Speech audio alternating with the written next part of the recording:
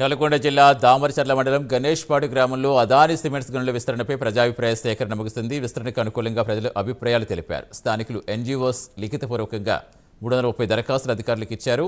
ఇచ్చిన హామీల నెరవేర్చడంలో కర్మాగార యాజమాన్యం విఫలమైందని ఎమ్మెల్యే బత్తుల లక్ష్మారెడ్డి విమర్శించారు. స్థానికులకు ఉపాధి అవకాశాలు కల్పించాలని డిమాండ్ చేశారు.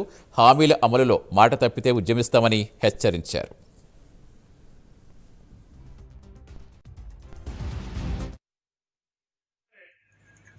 మనం ఏం చెప్తాం రాగానే మీ ఊళ్ళో స్కూల్ కట్టిస్తాం, మీ ఊళ్ళో రోడ్లు ఇస్తాం, మీ ఊళ్ళో ఎంప్లాయ్మెంట్ ఇస్తాం, ఇది 75% ఎంప్లాయ్మెంట్ ఇస్తాం, మీకు మీ అందరినీ మంచి చూసుకుంటాం, మీ ఊరికి ఒక అంబులెన్స్ ఇస్తాం, మీ ఊళ్ళో ఎలాంటి పేదరికం లేకుండా చదువుకునే వాళ్ళకి ఉపయోగపడతాం, మీకు ఏమైనా పొలాలకు కానీ ఏదైనా కానీ ఏదైనా ఉన్నా కానీ మేము చూసుకుంటాం అని ఒక 5 కార్యక్రమం మంచి చెప్పేటప్పుడు బ్రహ్మాండంగా కనిపిస్తాయి, సపోర్ట్లు కొడతాం మనం.